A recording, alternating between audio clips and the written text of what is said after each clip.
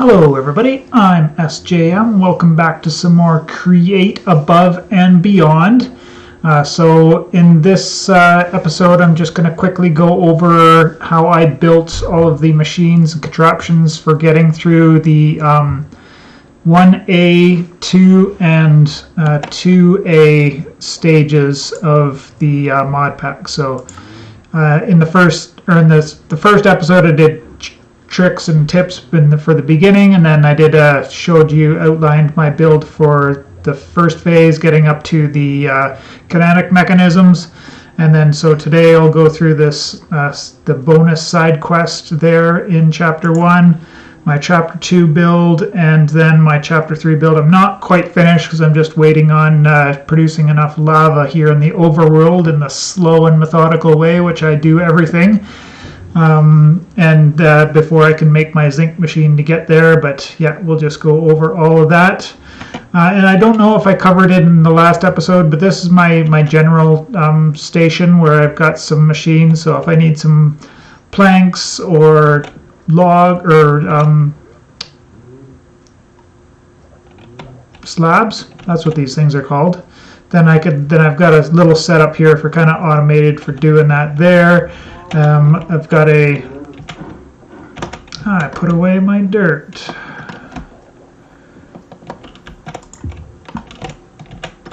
I've got a little setup here with the fan for doing either washing or bulk blasting if I need.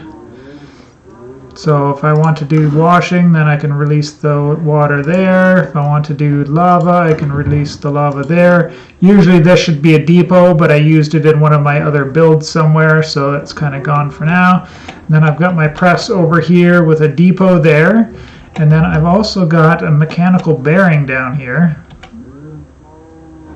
Can I see past it? No, can't quite see past it, but I've got just a regular crank on there. And if I flip this twice, I've got a basin on the other side. So when I was passively doing my rubber production, then I'd usually have my basin up there, and then whenever I needed to make some plates, we just flip her over there, and then I have access to the depot. I did have my millstone up here as well, but I just had to use that in one of my builds, so I kind of took that out of the system for now. And this is all being run on 3 water wheels. I had to add the extra water wheel for my rubber setup. So this is my rubber setup. I've got a tree here with just the one arboreal extractor attached to it, a regular pipe, and then the pump pipe, which is the pipe plus one of these little gears attached to it, going into the basin with the press attached onto it there, and then just doing the power super jankily throughout. So how is the power attached there? So from here, the power comes in, or power comes from here, and then I've got it going up here and over to the press, and then onto these gears. This gear moves this one, and that one powers this belt here, and then powers this one to power the fan over here. And then I've got the belt below it being powered by a vertical belt right here, going between these two. So that's how all that's getting powered by those 2 water wheels. And then I've just got, because I got into the brass age before I did this, I've got the brass funnel here, which is set to filter. Actually, no, I didn't even need that. Just a regular andesite funnel would have worked fine here, because if you set this to rubber and lock it, then nothing else can get in there. And this is going super slow and steady, but I've got a stack and a half in there, which over and above, like I've got already still a half a stack of belts stockpiled up from my slow and passive way that I was doing it before. So I'm trying to do everything in as a low-tech possible thing, so this really shouldn't be a brass funnel there. It should just be an andesite funnel with the locked drawer, and that would be on par with the technological level that you have in Chapter 1. So all this is all completely doable without getting into precision mechanisms to get your brass funnels. So I just put it there because I thought I would have to filter it, but turns out I didn't. So on to my Chapter 2 build here. So basically the way I planned it all out is I started where my kinetic mechanisms ended up, and I've got this turned off right now. I've just got the planks stopped coming in, and just producing the heck out of andesite for now. But yeah, I planned it out starting here and then working backwards. So I started this, built this and the 3 deployers, and I'm like, okay, this is where my electron tubes have to end up. And then kind of built it all up from there. But we'll go up over to the start of it here, I guess. So the first part, well, it's not the very, we'll go up to the very first part here, because this is the part that I didn't actually get figured out properly either. So if I can just jump on up here. So a millstone with sky stone in it, and that outputs over onto this side here. And then I've got a lock drawer set to sky stone. So when this outputs the dust and the sky stone again, the sky stone gets put back in here and then spit out over on this side. And I thought a brass tunnel set to round robin would spit one into this one and then onto that one again, but that doesn't actually work. So I'm still looking for a way to automate that without moving it over one more, which I could do. It'd just be a little bit more messy over here on this side there, but I could do that to get the second millstone set up. Actually, now that we have brass machines, I could do it a different way by putting the 2 brass tunnels or brass funnels on this side filtered to skystone. So when the skystone pops out, it would pop right back into the same millstone again, and then I wouldn't need anything over on this side, and this drawer could also get taken down. So I'll probably do that because right now the skystone is the limiting factor in this system. We can see here the that basin there is empty, just waiting for the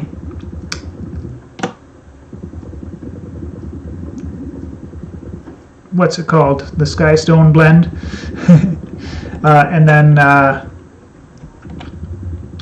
yeah, as soon as everything finishes up there, there's resources waiting for it to finish. Like I've got the energized quartz, charged Certus quartz there. And then this one usually has, yeah, see there's probably one coming this way now. Yep, there is one coming this way now. So yeah, so step 2 of it is after we've made up the volatile sky solution. From there it goes into this basin here, and we have to mix that with the charged Certus quartz. So the low-tech way to do the charged Certus quartz, I did have to actually buy the Fluix crystals because I never found a charged Certus quartz in any of my mining adventures. So that's kind of the secondary way if you're having trouble finding a charged Certus quartz to make your Fluix, is you can just buy the Fluix. To cost about 30 gold or 30 silver or something like that to get it, so it's not that big a deal. But just, yeah, an upside down funnel, and then an upside right funnel on top of your charger. I built the flux cell afterwards because it just kind of makes a little bit quality of life thing there, but I used to just have the Stirling dynamo powering that directly. You just had to fill it manually a little bit more often. And then over here, so after the redstone solution is coming out, the destabilized redstone, the uncharged Certus quartz ends up over here. So I just built a smart chute, and it is you don't need actual brass contraptions to get there because it's just a brass sheet, a chute, and a piece of andesite or maybe even a brass casing. It was pretty low, still low tech. You don't need the actual precision mechanisms to build it, so it's still low tech. Then a hopper underneath that going into the charger. So when the volatile, or when the redstone, destabilized redstone is finished, then the Certus quartz drops down in here, gets put into the charger, and as soon as it's charged, it gets shot up. The shooting action of this funnel shoots it into the catching area of this funnel, and then it goes straight back into that one. So that's all the low tech one. And then I did have to kind of feed the pure Certus quartz in manually for a little bit until I could get the 16 precision mechanisms I needed, because we needed a crafter, because this is the only way to duplicate the Certus quartz to automate this whole thing.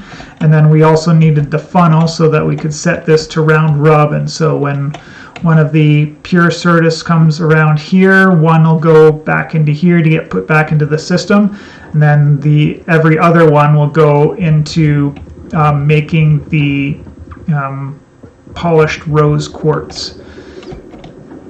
So over here, I've just got 2 droppers set up, and this usually maintains about 4 on this belt here. Sometimes it gets plugged up and an extra one ends up on here, but I think I've solved that now because I was trying to maximize it. But yeah, 4 at a time on this guy works just fine. And then yeah, this is just an ejector, so when something reaches here, it ejects it back to the start again, because it takes 3 passes to go through these 2 to actually make up a full-sized pure, or is it 6 times? I think it's 6 times it's got to go past here, because there's 3 stages and it takes 4 water spouts to get through each stage. So this will be the limiting factor if I get my skystone doubled, and in which case I can just kind of make a secondary one over here with another ejector spitting it out over there, is my thought, if I want to increase the productivity of my precision mechanisms. And then over here is where I've got the iron farm set up. I've got it unpowered for right now, so I'm not making any more cobblestone, because I've had a hopper full of gravel already. So the drill there with the lava on top and water on the side, I think it just got a waterlogged stair up there.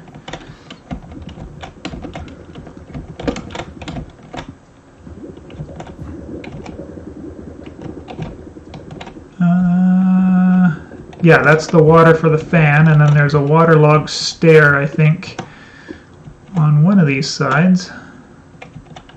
There it is. There's the cobblestone stair right there. That's waterlogged. And then the stair is facing out, of course, with the lava on top, and whenever the drill breaks that cobblestone, it falls down into the millstone. It's not 100%, so I usually they fly off in all different directions sometimes, and the reason why this got filled up was because the cobblestone landed there and I didn't notice for a few hours. And then just a low-tech filtering here with the flint and the iron nuggets into a hopper that gets put onto this belt here. And then if I can hop up here, so then the flint finally gets filtered out here, and I just kind of got to empty this out until I can get a void upgrade in that guy, but just emptying that guy out manually, throwing it into the lava there, or keeping it on hand if I think I need flint for something. But yeah, into my melter here, which needs some love because it's not melting anything right now, and then onto the spout over here for spouting onto the rose quartz, which just comes out here, and then up into the double chest there, which this setup here, it's kind of flawed in the fact that it will fill up one of the deployers first, and then it'll start going to the second deployer. So in the low-tech solution, that's all you can do until you get a couple of brass tunnels, and then I could split that a little bit more equally and have 2 separate chests instead of a double chest up there to get it to to split evenly, and this would become a little bit more efficient. But if I really need a burst of them, I can always come over here, unload that, split them up, and then put that there, and it's all good after that. So yeah, that's the whole process for getting the precision mechanisms. I got, what, 3 stacks in there? 3.5 even. So yeah, coming along. Yeah, this should be overflowing if I hadn't stopped the production of hadn't stopped the output of the slabs over there. I just kind of stopped any of the wood coming in by putting a drawer here, and I'm just filling that up with logs so that I've got an excess of logs instead of just having a full drawer full of planks there for my wood needs. I've got extra logs in case we need to do mass production with logs for whatever reason. So yeah, my humble little tree farm up here, just running constantly for now until we get all of that loaded up, and then I've kind of been burning some of my saplings, but the other solution I got, because I made a brass tunnel anyways,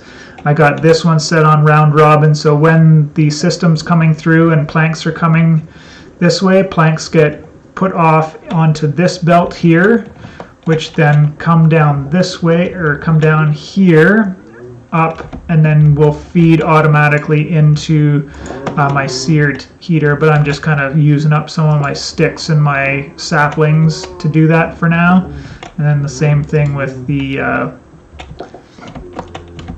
Stirling generator there that's powering on the oops, I did not want apples. Excuse me, sir. Sir, I'm trying to talk to these nice people. Excuse us. Here, touch the butt. Touch the butt. Touch it. Touch it. Touch it. Touch it. No, you're not going to touch it? Fine.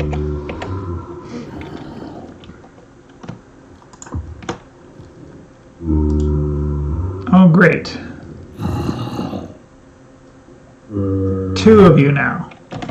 Really?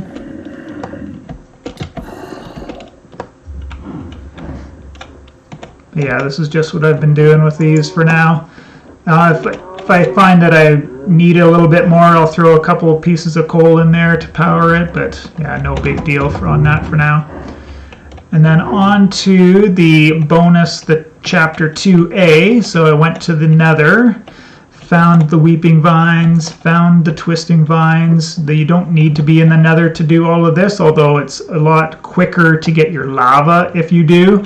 But this can be done in the overworld, so I've just got the old harvesters on the train set up, just like the tree farm there, and we've got the multi-layer one here with the one deployer. Oh, this is kind of all out now.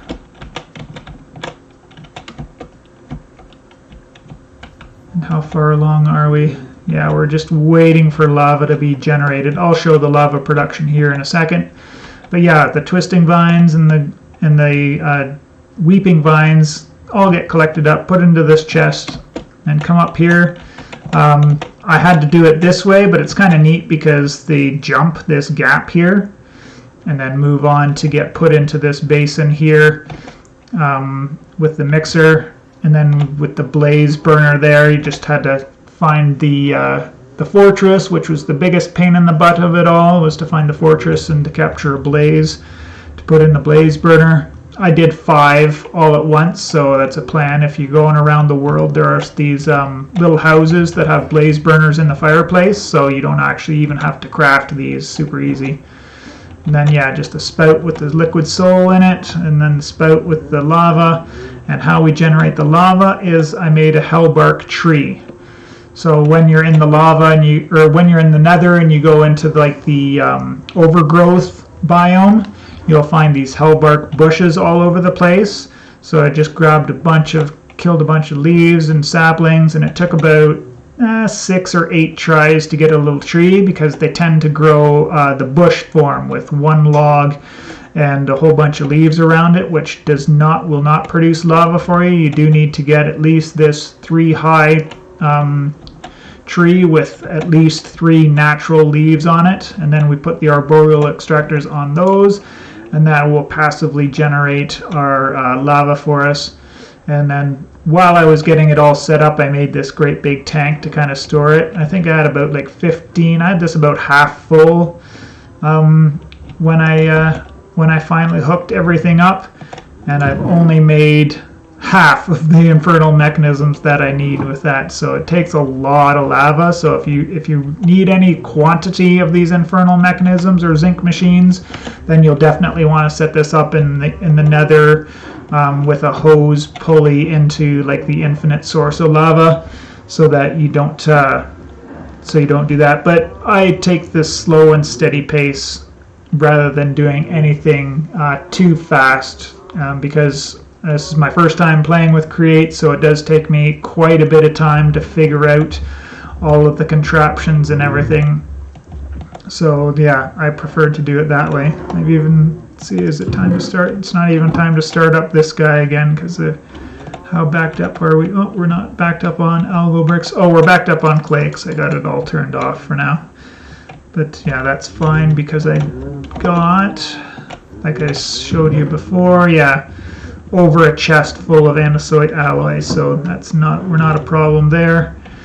The one thing, I did build up some gold from all of the random quests that we got finished, and I did buy the enchanted screwdriver, because the regular screwdriver breaks real quick. Like, I think it broke off after 2.5 stacks or 2 3/4 stacks of precision mechanisms, so that doesn't last very long. So I do suggest that's what you do with your first 5 gold.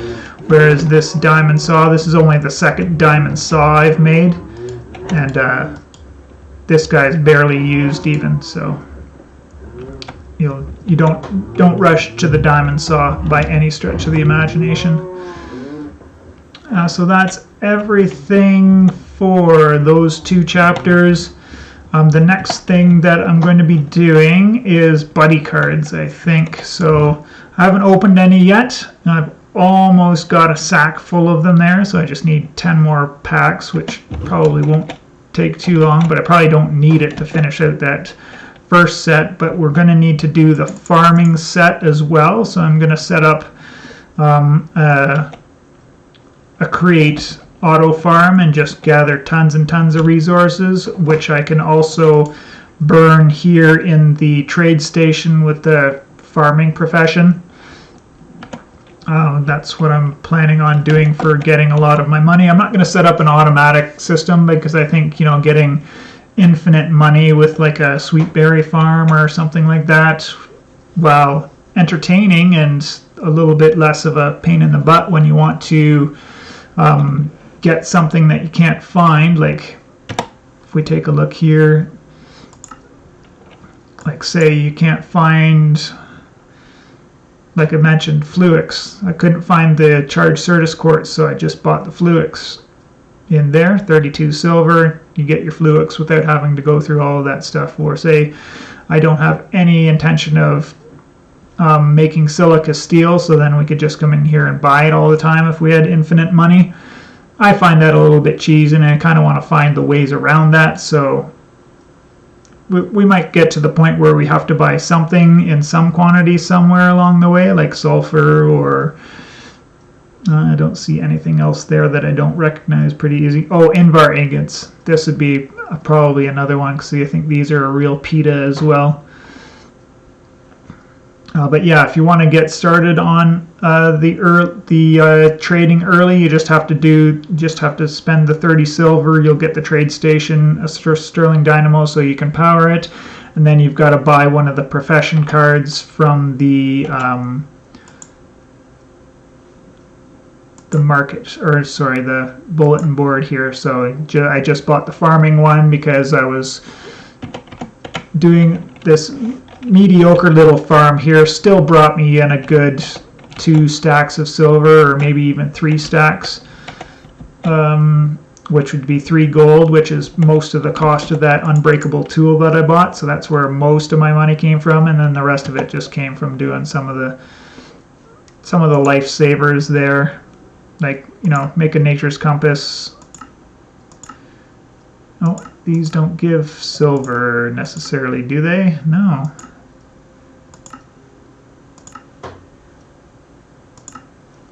It's these ones that give the silver. So I jumped 16,000 times already for a little bit of coins. 60 came from there. Just killing a bunch of skeletons, killing a bunch of zombies. I haven't quite gotten the spiders yet. 23 out of 30, almost there to get that one. Found globes in the dungeons, so I didn't actually have to buy it, but you can also buy it from the trader when he comes. And there's some low-hanging fruit as well that I could probably turn in. I just gotta build up a cleaver to get a skeleton skull, and we can hand this one in real easy. I could hand in all these 2 crop ones pretty quickly as well if I needed money. Could do that. I didn't grab a jungle sapling when I was in the jungle, but I know where one is. Acacia's pretty easy. They're relatively all over the place on my world anyways. And all those other ones would be pretty easy as well. And then this one would be a little bit harder. Kind of got to keep your eye out when you're out and about, and you can get all of these saplings pretty quick for an extra, 70 silver. And the same with the minerals. Those are all pretty easy. I could probably finish off all of these quite quickly, except for, oh no, I've got a records are in the dungeons, the roguelikes. You can get those pretty easy. Yeah, rocks. So that's where you can get a lot of silver as well. This is pretty low. Most of this is pretty low-hanging fruit, so you can get quite a bit of money from there to do a couple of quick purchases if you need, and you're not used to doing that. But the reason why we need to get into the farming is that to get these Farmer's Delight packs, we have to cook it up with buddy beans, and the only way to get these buddy beans is in the farming. So all the farming that I've done so far just manually, I've only gotten a stack of them so far, and that's not very many in the grand scheme of things because each pack takes 2, so I've basically only got 32 packs of this set to go, and we'll need lots of canvas too, so I'm going to have to get on my rice farming, as well as doing, I got to find some pigs, I guess, to farm up some pork, because we'll need pork to do that cooking as well. So yeah, so that's kind of what I'm going to be working on, is I'll build a great big farm, and we'll get this Farmer's Delight set knocked out pretty quickly, because the reward for completing it is super OP. It's a metal that makes it so you don't have to eat. Your regaining health will deplete your hunger, but just normal movement, moving around and stuff, won't deplete your hunger. So that's why I want to get the Farmer's Delight set completed for the buddy cards. And it's another one of those, side quest type of things that you can do to keep yourself amused when you get tired of, oh, I don't feel like building a contraption today. Maybe I'll open up all our buddy cards. Oh yeah, the secondary reason why I waited so long to get started on the buddy cards is that these shredded buddy cards, I did want to do it in the crushing wheels rather than, because a cutting board, one card gives one shredded piece, whereas if you get the crushing wheels, you're getting 4.5 for each one from the base, nether, and BYG create. And then the only thing is oh, the pack gives you 4. So each individual card only gives you 1.2. So yeah, I guess maybe it wouldn't have been so bad to just use the cutting board, because you're only losing 20%, but I guess if you're doing enough of them at some point, then you'll want to do that. And I guess the other thing that you use this stuff for is making the buddy steel blend, if you want to go that route for your armor. but that takes blocks and blocks of resources. So iron, no problem, because we can farm that, and then lapis wouldn't be too bad either if you did the same as me and got your pickaxe up to luckiest. But yeah, I've been rambling on enough now after the build and my future plans. That's it for this episode. With the setting sun, I will send my appreciation to you all for checking out the video. Leave any comments below if there's something I missed or any questions that you had. And yeah, I appreciate you all, and we will see you in the next one.